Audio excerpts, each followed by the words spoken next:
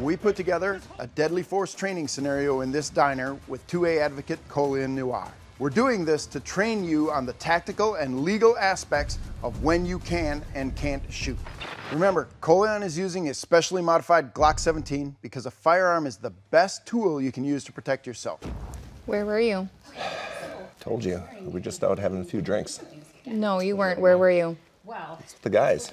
I checked the location on your phone. Where were you? You're an outdoors kind of guy. Okay. Yeah. I told you. We just out having a few drinks. Oh, my sister texted me. She what? She texted me. You were with her last night. I don't know what to tell you, babe. You slept with my sister. I could kill you. Told you. We're just out having a few drinks. Do something this weekend. No, What you have in mind? Where were you? Well, The guys. it's supposed to be really nice. I Can checked we the do something location on outdoors? your phone. Where were You're you? really an outdoors kind of guy. Okay. Yeah. I told you. Alright. We're just out having a few We can drinks. cook my something for sister dinner or texted me. I was something. thinking more like a strip. She what? She texted me. Okay. Yeah, I don't know that You I'm were up for with that. her No. I could Look. kill you. I just got it. Babe. Babe! Yeah, I'm just gonna mind my business. Hi. Yeah, How are you order for doing? a pickup. Sure. What's the name? Cool. And everything in the register, please. What? Yeah, everything in the fucking register. I mean, are you stupid? Can you not hear me? I'm standing right in front of your face. Everything in the goddamn register. Open it up, you fucking worker. And you shut up over there. Everything in here right now to me. Don't do it! Sit down. Don't do it! Fucking sit down, you son of a bitch. Just hold on. Don't do it. Wait, hey, hold on. Shut up. Don't do it! You, man. Don't do it! You. Now, son of a bitch. I'm going to ask you the very first question. How many times did you shoot? Oddly enough, that's one of the things that I remembered and recalled. For some reason, there were some things that I specifically remember. And I'm like, I remember shooting 3 times. Okay. That's 3. And we're here with criminal defense attorney and former prosecutor Tom Grieve. Tom, Colion just said he shot 3 times. What did you see? 8 is what the camera picked up. 8 rounds. That's fired at yeah. the bad guy. This is a perfect time to discuss making a statement to the police because you just came out of just a training scenario with just a little bit of elevated stress, and you swore. I would have testified under oath that I shot 3 You rounds. fired 3 times. Tom, what happens when you tell a cop something that's not true? Well, I mean, number one, you're looking at possible obstruction charges, but more realistically than that, obviously, on some sort of obstruction misdemeanor, it doesn't mean anything in the context of a potential homicide charge. What you are looking at, though, is, you know, that's an easy thing for them to check out. It's an easy thing for them to talk to other witnesses about. If you've got a topped-off magazine, they're counting how many rounds you have left. They're counting the brass on the ground, right? It's an easy thing for them to check, and then to figure out from there, well, he got this wrong. What else is he not being honest with? Yeah. Follow up on this. Bad guy was hitting the door, and we heard him holler on the way out. He took one in the back. Yeah. Now you're... I was like, once he's done with this guy, I don't know what he's gonna do. We also put you in a real bad position to get to that exit with a bad guy over there with a gun. Yeah. But you sent your girlfriend out. And I'm not going to say you did wrong. That's for the prosecutor to say. You could have escaped this situation. And that's what the prosecutor will say. Yeah. Right? She left, he could have left too. Had this been real life, right? Had the bad guy, is he gonna die out in the parking lot? Is he gonna bleed out? Whatever the case may be. And then what will happen is they'll do a medical examiner report. They'll try to figure out which shot killed him, right? So we know the bad guy got hit twice. Once somewhere from the front, once somewhere from the back. Which shot was the fatal shot? And of course, the medical examiner, the ME, will do their autopsy. They'll say, maybe, conclusively, this shot what we believe to be the deadly shot. God willing, that was the first shot to the chest, right? And that might be the difference between, you know, charges versus no charges. A homicide charge versus nothing. The time it takes for you to decide to stop doing what you're doing is enough time for him to turn, and you can get a professional witness to talk about that and to help exonerate you, but you're gonna need a professional witness because the whole world says, you shot a dude in the back. And I wanna look at this just from the base level that any concealed carrier might see. We have an armed robbery, a bad guy with a gun, you pulled out your gun and engaged him. It looks from the outset, imminent threat of death or great bodily harm. I use deadly force to stop the threat. There's way more than that going on in this little room. Seeing people carry guns, open carry, doesn't bother me. If I go out in life, I don't. Yeah. However, in my mind, The moment you pull that gun and you use it intentively, or just or act aggressively in that regard, so I felt my life's in danger. Yeah. And that's why, even though they were engaging, I'm thinking at any moment he's going to turn to me, and now he's going to have to deal with. Now I'm going to have to deal with him. Yeah. And so I'm like, I'm going to stop that before it even gets to that point. So, but like you said, it's a lot deeper than that. Yeah. Right. Especially from a third party, somebody else sitting back watching that could say, I mean, yeah, I get it, but did you really have to? And that's going to be the question that the prosecutors are going to ask. Did you really have to? Yeah. Is it could you have done something else? Yeah. Here's the pitch for prison. He could have retreated. He didn't. He could have left. He didn't. Do we know necessarily, when we're looking at all these different witness reports, about who provoked who when it comes to the guy on the couch, when it comes to the guy who, yeah, looks for all respects as the bad actor, right? But there's going to be questions there that some lawyer is going to raise as far as, look, yeah, he might be robbing the place, but that doesn't mean that he may not be privileged to use self-defense. And if that's the guy who is the legal person who's defending themselves, Colion might be looking at, we got homicide charges now because I attacked the wrong guy. Maybe if he waits another quarter second, half second, granted, good to go at that point. From there, we move on from a prosecutor perspective of we got 8 shots versus 3. So how much can we trust whatever else he told us, right? Yeah. And then, of course, we got the shot to the back. And then we're going to be talking about what happened to the guy who's robbing the place. I'm going to call him the bad guy here, right? What happened to the bad guy? Did he die in the parking lot? And then we get back to the discussion of the ME, the medical examiners, as far as which shot was the fatal shot, the first one to the chest or the one that he was running away from. Because, of course, as we all know, we only shoot to stop the threat. And yes, we can get into discussions in Colion's defense now. Absolutely, meritorious discussions need and deserve to be had as far as response time, what's reasonable under the circumstances of a high-stress situation. If somebody spins to run away, and that all happens within a very small, reasonable amount of time, that a force expert's going to be talking about is, yeah, he may have spun, and yeah, incidentally, as a result, may have shot him in the back. That doesn't change the fact that he was legally privileged to use self-defense at that moment in time based on neuroscience, chemistry.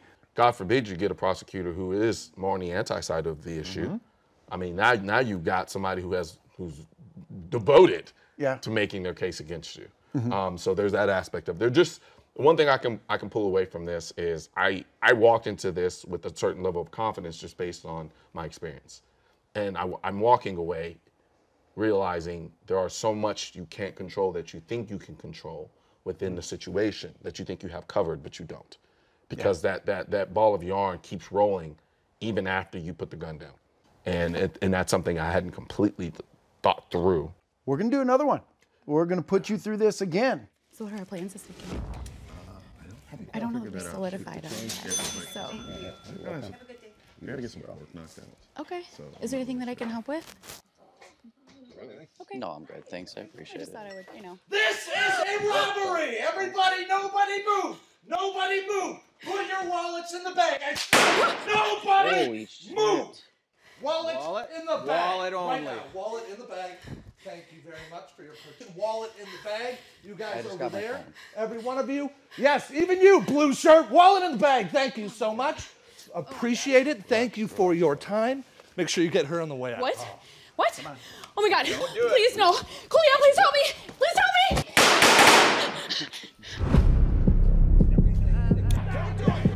Colion, we put you in a tough spot and you aced it. And prior to coming into this scenario, we set up all the role players specifically to make sure you couldn't move, and we gave you a 2-second window. Man, I went and I was jonesing for that. It's weird how you go from like I was genuinely startled. Yeah. Because I didn't expect for a gun to go off for whatever reason. He comes in and he pops the cashier. At that point, there's a kind of it's just like this overwhelming helplessness. Because in your mind, your first instinct mentally is kind of like, all right, how to get to my gun. And then when that guy popped off, then I just got pissed because I was just like, it went from startle to helplessness to, oh, mother, because the second guy. And then it was just almost pure anger. I already got guns trained on me. There's not much I can do. I'm sitting down. I'm not going to be able to get to my gun that fast. And I know if I start shooting, they're going to open up. She doesn't have a gun, and she won't be able to move out fast enough. Hell, I won't even be able to move away fast enough. I may start shooting. He may get hit, but so will I. Yeah. And so at that point, I'm just like, all I can do is hope they don't just shoot us. They did just pop the cashier. So part of me is like, all right, this is for real. Like, this isn't like, okay, we're just gonna take the stuff and go. It's like at any point the switch could flip again, and he's just like, oh, kill someone else. And that's when he was like, take her too. At that point, I'm like, wait, what? Because I couldn't tell if it was like shoot her too or take her with us.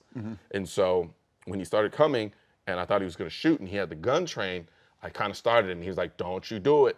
And then he kind of reached and grabbed her hand, and I was like, okay, they're just trying to take her. So at this point, I'm like, all right, that gives me a little bit more opportunity to find where I could possibly dead this. As soon as the barrel left me, and he disengaged to a degree, and I could still kind of see he held her hand. She was still trying to take her. So that's when I grabbed. That's when I saw my opportunity. But also I just wanted to make sure. I was like, I don't want to hit her. So I just want to get as close as possible, as fast as possible, and then get my shots off. Yeah, that was perfect. And we didn't expect you to crush that distance in there. We thought maybe you'd get up and shoot from the or even shoot from a seated position. Now we got what I would call a legitimate shoot in the back. Now you were back there watching frame by frame to make sure, because you're doing the prosecutor thing. What did you see? There's two legal issues. The first one is we're going to have to be able to articulate, or at least Colion will, that when the bad guy was taking his girlfriend, why that was a deadly threat to her, to someone. Because, of course, you can't just use deadly force. We can only use deadly force to stop a deadly threat, whether that's to yourself or to someone else, right? Defense of third person. So that's going to be the first legal issue here, is to be able to articulate why this rises to the level of a deadly threat, so I can now use deadly force. The second issue is, when does that deadly threat stop, right? In other words, if he lets go of her hand, if the bad guy lets go of his girlfriend's hand in this scenario, is that still a deadly threat? Yeah. Now, to Colion's point, we just watched them cap the cashier for no particularly good reason. So I think that even if he had fired after the hand had let go of her, I'm not saying that as a defense attorney I'm in love with this position, but I think that leans more towards the prosecution if you had fired after that point. But the simple fact is he didn't fire after that point. And I think that as a defense attorney, I would much rather have Colion as my client than be the prosecutor trying to prosecute him for, hey, you didn't have the right to use deadly force in this scenario. I think that if some sort of aggressive prosecutor wants to try to take this to trial, I'd rather be the defense attorney 10 times out of 10 on this. In this scenario, immediately seeing that cashier get shot, change your whole mindset? No, absolutely. The moment, the kind of brazen taking of a life, that lets me know, okay, all bets are off. At that point, it's like, it's kind of kill or be killed, but at the same time, don't be the catalyst for it turning into an OK Corral shootout. And that was going to happen. Yeah. Everybody had the instruction Yeah. that if he reaches for his gun before he's leaving with the girl, we're going to shoot everybody in the place. It was probably one of the hardest acts of restraint I've had to engage in, because you don't have control. There's a moment there where you're literally just, you're kind of in a free fall state where you're like, hopefully this shoot will open, and at any point he just capped the cashier, so he might just cap me. So I'm waiting for the gun to go bang, while waiting for my opportunity to make my gun go bang fast enough before theirs can. Your mind is going a billion miles an hour because you're trying to assess so much, and then also trying to make sure that you do the right thing, because you got to protect the person you're with. You got to make sure everybody else is pretty much, you don't cause everybody else to get shot up. But then also trying to restrain and check your anger. Guys, for those of you down the lens, watching this, and for me playing the prosecutor, watching this frame by frame on slow-mo, that does not mean you were here in the moment. That does not mean that you heard the gunshots. That does not mean that you felt the adrenaline, everything just pumping, right? And people, you lose that being behind the lens. But for those of us who are here, we felt that. Like, you felt that, right? Yeah. And that's something where it's going to be really important, because how much discipline did that take to not try to draw on a drawn gun? Like I told you, it's a weird kind of anger. Because that helplessness breeds that anger. It's like, how dare you? Yeah. How dare you? And then the frustration combines with the anger, and you just want to do something. Just do something, but you can't. But your training and your education stopped you from doing that. Pretty much. That's what that 'Cause came down to. And literally in my mind, I was repeating. I was like, "You don't draw on an already drawn gun." You know how frightening it is to think about what happens in the moments before, during, and even days after having to use your gun in self-defense? When you first start carrying a gun for protection, it can be a very scary and nerve-wracking experience, especially if you haven't gotten the education and training you need to feel confident. I've been there myself, hoping I never have to go through a self-defense shooting, which is why I'm a member of the USCCA.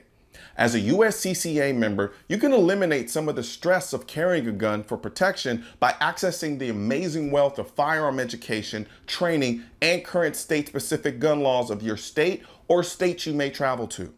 This can help you be prepared for, or hopefully even avoid, a self-defense incident.